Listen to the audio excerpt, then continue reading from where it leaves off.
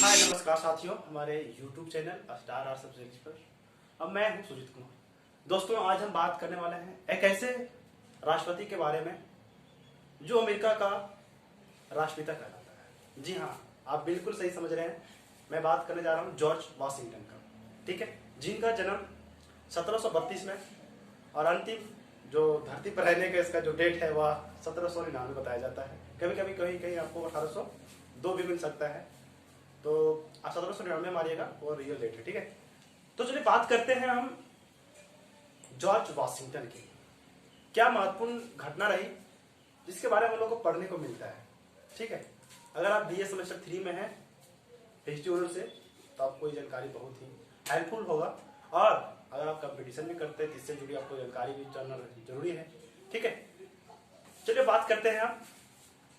आप लोगों को पहले बैकग्राउंड बता देते हैं कि यह राष्ट्रपति बनने से पहले क्या थे। ठीक है, जॉर्ज वाशिंगटन जो थे और जब राष्ट्रपति 1789 बने, 30 अप्रैल 1789 को बने। ठीक है, उससे पहले की घटना को हम कुछ वीडियो पहले बता चुके हैं, बट आपको भी बता देंगे तो आपको बहुत सारा माइंड में आ जाएगा। तो दोस्तों, आप लोगों को पता होगा कि 1775 ईस्वी में बोस्टन टी पार्टी नामक, जहां पर बोस्टन क्षेत्र में क्या हुआ था कि इंग्लिश जिसे बोलते हैं ब्रिटिश, ठीक है, तो उसका मतलब कि विरोध हुआ था वहां पर। तो सबसे पहले वह सामाजिक तौर पर देखो, पहले तो यहाँ थे पुलिस थे, ठीक है, नॉर्मली पुलिस थे। तो उसमें क्या हुआ, अपना प्रदर्शन बहुत ज्यादा उसमें देखा, सभी लोगों से हटके किया। ठीक है, लोगों को इकट्ठा करने का उसके अंदर पावर था।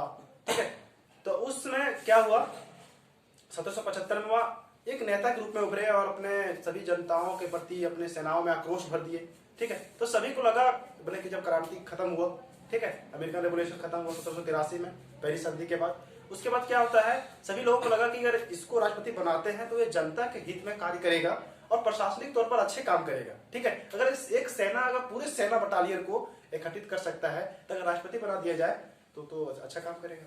ठीक है, तो यह सर्वसम्मति के तौर पर, ठीक है, यह कोई चुनाव वहां पर नहीं होता। फर्स्ट टाइम अमेरिका में जो अमेरिका का राष्ट्रपिता बोलते हैं, राष्ट्रपिता फर्स्ट राष्ट्रपति था।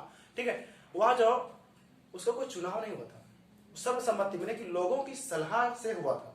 ठीक है, कब बना था, 30 अप्रैल 1789 ईस्वी को। ठीक है, क्लियर हो गया। अब बात करते हैं कि दोस्तों, जब वह राष्ट्रपति बना, अगर प्रथम बार राष्ट्रपति बनेगा एक ऐसे देश में जहां पर कोई भी संविधान ना हो, कोई भी कानून ना हो। ठीक है, ब्रिटिश लोग व्यापारी करते थे जैसे तैसे अपना कानून नियम बना के रखे थे। ठीक है, तो उसी प्रकार से क्या होता है दोस्तों यहाँ पर कि उसको बहुत सारी समस्याओं का सामना करना पड़ता है। ठीक है, वाशिंगटन जो थे, जॉर्ज वाशिंगटन, उसको बहुत सारी समस्याओं का सामना करना पड़ता है। जैसे कि आप पूछते होंगे भैया क्या होगा। ठीक है, मैं आपको सारे क्वेश्चनों को बताऊंगा। तो पहले बात करते हैं कि वाशिंगटन के समय समस्याएं किस प्रकार से थी। ठीक है, पहले से मैंने कि बता देते हैं, नोट कीजिएगा, नोट करना चाहते हैं तो मेरी बातों को नोट कीजिएगा, आइए आपका स्टोरी बन जाएगा और आपके एग्जाम में नंबर दिला सकता है। ठीक है, तो दोस्तों, पहले से वहां पर कोई भी कानून संविधान में नहीं था। ठीक है, जिसके कारण वह राष्ट्रपति तो बन गया। ठीक है, जिसके कारण वह राष्ट्रपति तो बन गया, लेकिन कोई नियम पारित कर नहीं सकता क्योंकि वह न्यायपालिका नहीं था। ठीक है, कोर्ट नहीं था। ठीक, तो उसमें कि हाई कोर्ट नहीं था, जब कोर्ट नहीं रहेगा तो संविधान को लागू कैसे करेगा। ठीक है, तो संविधान रहना चाहिए। तब क्या हुआ कि बहुत सारी समस्याएं उसको होने लगी। अब अभी संविधान बनाने समय से ही मैंने वहां पर दो गुटों में विरोध हुआ, मैंने कि दो गुट वहां पर बन के आए। जैसे था वो संघ था, संघ समर्थन करता था। ठीक है, एक था संघ विरोधी था। संघ समर्थन का कहने का अर्थ था दोस्तों कि वह केंद्रीय, ठीक है, केंद्रीय यानी कि सेंट्रल गवर्नमेंट को मजबूत करना चाहता था और व्यापारिक तौर पर। ठीक है, लेकिन जो संघ विरोधी था उसका कहना था कि नहीं, राज्य शक्ति को बढ़ाया जाए और कृषि पर बल दिया जाए। ये दो हो गया। ठीक है, ये दोनों का अलग अलग मत था। अब दोस्तों, पहली बात तो यह था कि राष्ट्रपति बनने के बाद राष्ट्रपति चुनता है ना कि विदेश मंत्री कौन रहेगा, वो है उस देश का, उस क्षेत्र का कौन एसपी रहेगा, डीएसपी रहेगा। तो प्रशासनिक तौर पर बहुत सारी समस्याएं उसको होने लगी।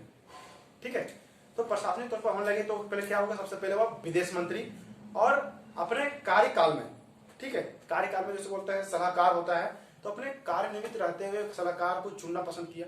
तो दो व्यक्तियों को वहां पर चुनते हैं, वह कौन कौन थे। ठीक है, तो दोस्तों, ठीक है, तो दोस्तों, थॉमस जेफरसन, ठीक है, अमेरिका का फर्स्ट विदेश मंत्री बने। क्या बने वो, अमेरिका का फर्स्ट विदेश मंत्री।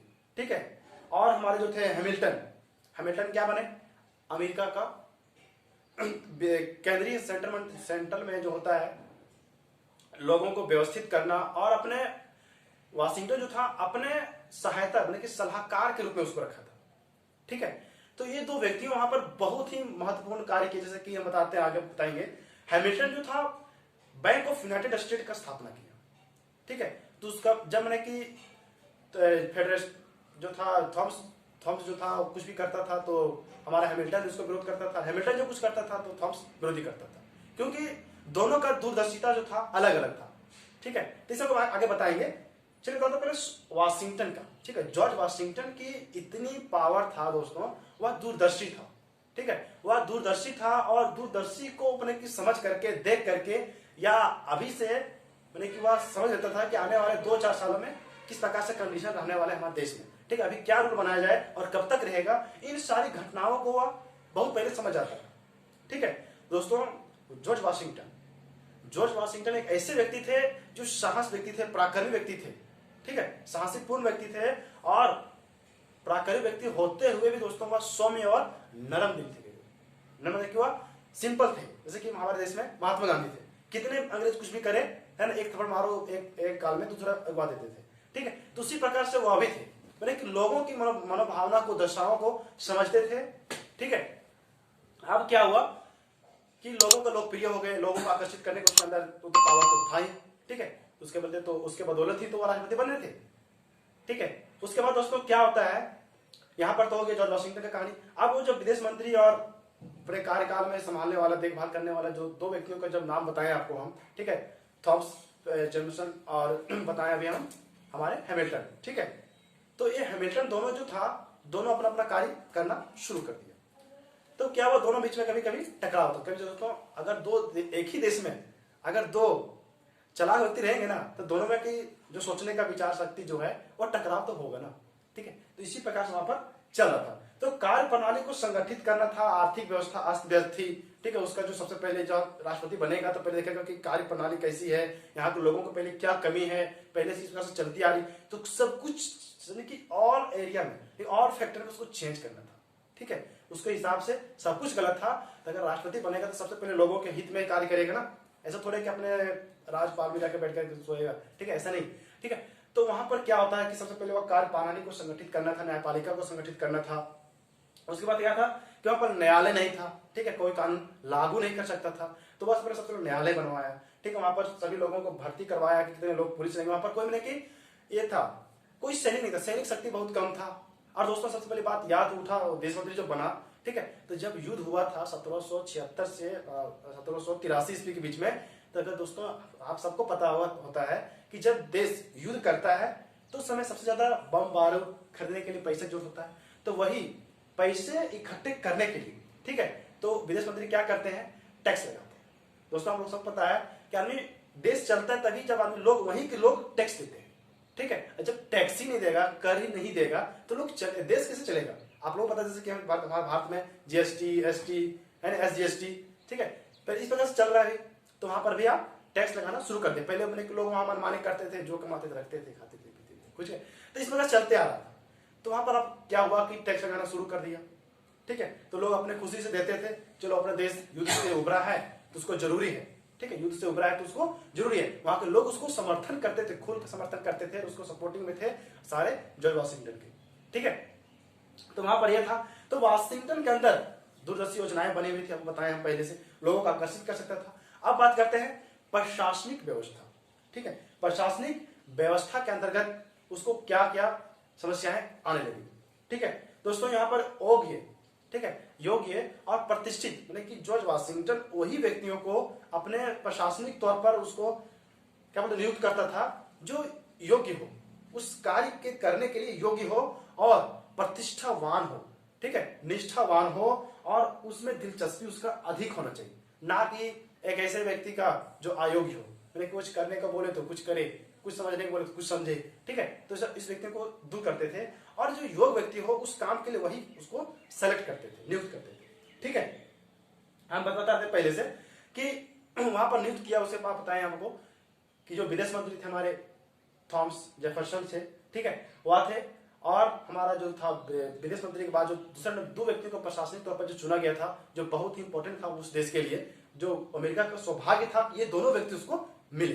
ठीक है, तो हैमिल्टन, ठीक है, तो हैमिल्टन, ये दोनों मिल करके अपने देश को, ये तीन जो हो बताए, जॉर्ज वाशिंगटन, हैमिल्टन, थॉमस, ठीक है, थॉमस जेफरसन, तो ये सब तीनों मिल करके अपने देश को कार्यान्वित के तौर पर एक कार्यकाल से 1789 से लेकर के 1799 तक खींच रहे थे, उसको अच्छे ढंग से एक अच्छे स्तर दे रहे थे, उसको अच्छे प्रदान कर रहे थे, लोगों को हित में कार्य कर रहे थे। तो कभी कभी ये दोनों में, जेफरसन और थॉमस के बीच में टकराव हो जाती थी।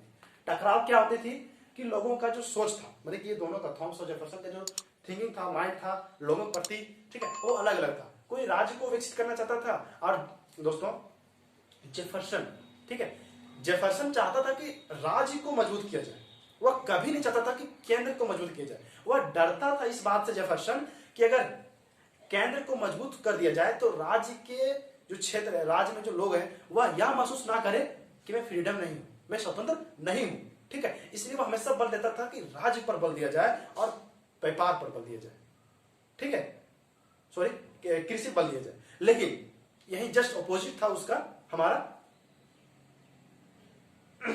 हैमिल्टन का। हैमिल्टन वह हमेशा चाहता था कि केंद्र मजबूत बनेगा तो केंद्र कंट्रोल करेगा, और जब भी कोई गलत कार्य करेगा तो उसके ऊपर वह प्रशासनिक कार्य कर सकता है, कोई अपने मनमानी ढंग से वह नहीं कर सकता। दोस्तों मैं बता देता हूं कि संयुक्त राज्य अमेरिका, इसलिए संयुक्त राज्य अमेरिका नाम पड़ा क्योंकि अलग अलग, मतलब कि 13 राज्यों में खंडित था, ठीक है, उस 13 राज्यों को मिला करके एक अमेरिका बना, ठीक है, कहानी समझ में आ रहा है। तो ये होता है कि वह हमेशा डरता था कि जो संयुक्त राज्य अमेरिका है वह कभी विखंडित ना हो, इसलिए एक मैन पावर होना चाहिए, एक मैन संगठित होना चाहिए, कोई पावर होना चाहिए जो पूरे राज्यों को मतलब कि मिलाकर चला सके, ठीक है। तो वह केंद्र को मजबूत करना चाहते थे, कोई राज्य को मजबूत करना चाहते थे। वह डरता था कि राज्य को अगर नहीं करेंगे, केंद्र को मजबूत करेंगे तो राज्य के लोग मतलब कि फ्रीडम महसूस नहीं करेंगे।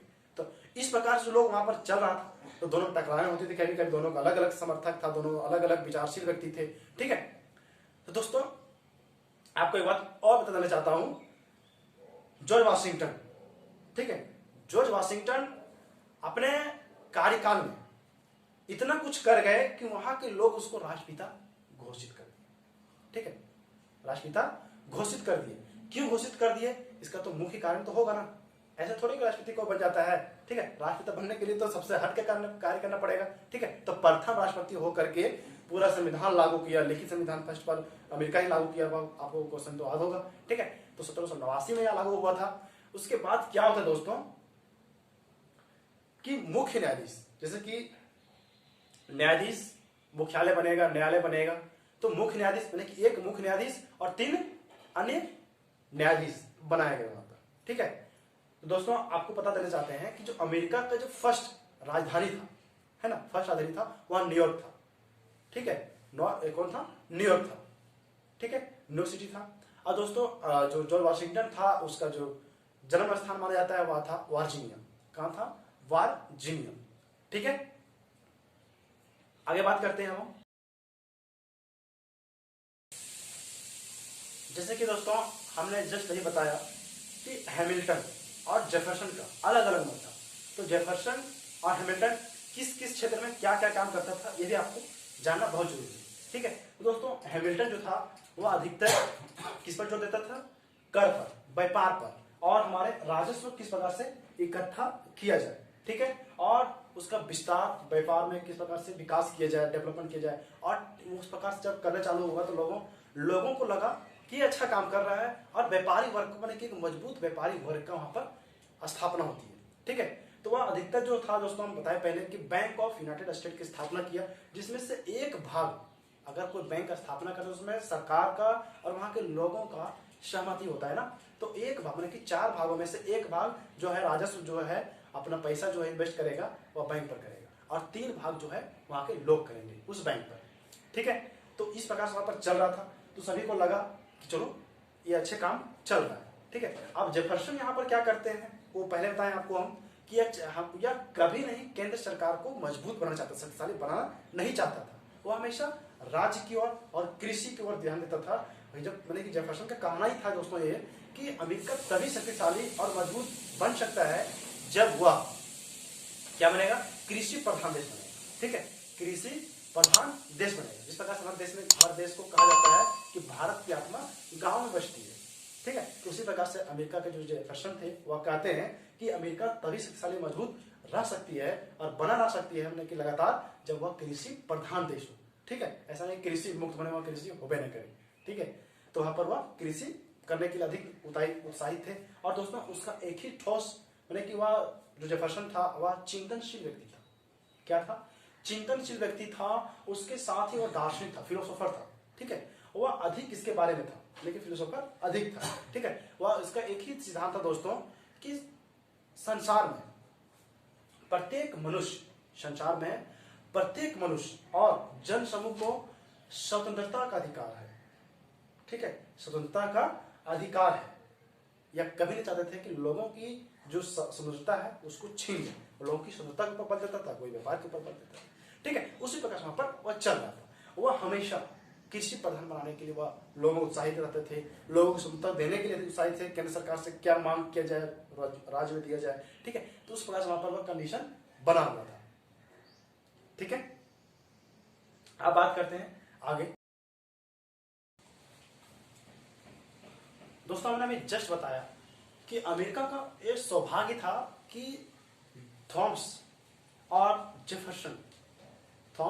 जेफरसन और हैमिल्टन ये दोनों अमेरिका को एक साथ मिले, क्योंकि ये दोनों इतने शक्तिशाली थे, प्रशासनिक तौर पर काम करने के इच्छुक थे और लोगों की मनोभावना प्रदर्शनों को सभी नजरों से देखा जाए तो वे बहुत ही सशक्त प्रशासनिक नेताओं में से एक थे, ठीक है। तो ये दोनों को अमेरिका का महत्वपूर्ण था, मैंने कि अमेरिका के लिए सौभाग्यपूर्ण था कि दोनों उसको मिले, ठीक है। वह भी वाशिंगटन काल में जब अमेरिका को कोई संविधान नहीं था, ठीक है। उस समय उसको जरूरत थी ऐसे नेताओं की और उसमें उसको मिला, इसे बोलते उसको सौभाग्यपूर्ण होना, ठीक है। सौभाग्यपूर्ण होना, ठीक है। अब दोस्तों यहां पर होता है ये कि दोस्तों यहां पर होता यह है कि संघीय प्रशासन को बैंक जो था, संघीय प्रशासन को बैंक स्थापित करने नहीं दिया गया, ठीक है। मैंने के बाद कौन मना किया? जेफरसन मना किया। Hamilton bank of United state का स्थापना कर रहा था तो संघीय प्रशासन के जरिए कर रहा था, तो उसको मना करता था, हमेशा विरोध करता था कि नहीं ये गलत है। लेकिन हुआ ये कि वाशिंगटन और हैमिल्टन में अधिक मेलझोल चलता था, तो कांग्रेस में यह प्रस्ताव पारित कर दिया गया कि जो हैमिल्टन कर रहा है वह लोगों के हित के लिए है, जन समूह के कार्य के लिए है और यह लोगों को हित पहुंचेगा, अच्छे प्रभाव पड़ेगा, ठीक है। यह सोचकर वाशिंगटन जो था हैमिल्टन का समर्थन किया, कांग्रेस में इस प्रस्ताव को पारित कर देता है, ठीक है। तो दोस्तों इस प्रकार से आपको कहानी को हम समझाए हैं ताकि आपको दिमाग में डायरेक्ट इफेक्ट पड़े और डायरेक्ट इस कहानी को समझ सके कि वहां पर कंडीशन क्या था, लोगों के प्रति सोच क्या थी और वहां की सरकार किस प्रकार से लोगों के प्रति सोचती थी, ठीक है। तो इस प्रकार से अगर आप सोचते हैं, लोगों को मन में बिठाते हैं और वहां की दोस्तों सबसे बड़ी बात, अगर कोई भी स्टोरी को समझते हैं तो उसको दिल से समझिए, ठीक है। 100% समझ में आएगा। हम भी स्टूडेंट ही हैं, ठीक। हम 1 वर्ष 2 वर्ष पढ़ते हैं, उसके बाद ऑटोमेटिक समझ में आता है, ऐसा कोई फैक्ट नहीं जो समझ में नहीं आता है। इस प्रकार से हम भी आपको या बताना चाहेंगे कि आप भी अगर इस स्टोरी को 1 से 2 बार देखेंगे तो 100% समझ में वारंटी है, ठीक है। ऐसा नहीं कि आप पढ़ें बोलोगे, ऐसा नहीं, 100% समझ में आएगा अगर कहानी को अच्छे से सुने होंगे, ठीक है, कॉन्सेंट्रेट के साथ। तो दोस्तों यहाँ पर इसी प्रकार से क्या होता है कि संविधान जो था लागू हो जाता है, ठीक है। राष्ट्रपति का जो अपना कार्यकाल था उसको अब समर्थन के रूप में उसको 1799 ईस्वी तक वह चलता है, ठीक है। तो दोस्तों एक बात आपको मन में यह भी क्वेश्चन बनता होगा कि वाशिंगटन की मृत्यु जल्दी कैसे हुई 67 वर्ष की उम्र में? दोस्तों वह एक क्या बोलते उसको टचिंग वाला मैंने कि छुआछूत बीमारी होता है, उसी प्रकार से वह उसकी मृत्यु होती है, ठीक है। यहाँ तक पता चलता है। तो दोस्तों मिलते हैं फिर नेक्स्ट वीडियो में, तब तक के लिए धन्यवाद। नमस्कार, मैं हूं सुजीत कुमार, आप देख रहे हैं star arts specialist. YouTube channel को सब्सक्राइब करना कतई नहीं भूलें और दोस्तों वीडियो कैसी लगी यह हमें कमेंट बॉक्स में जरूर बताएं। तब तक के लिए धन्यवाद।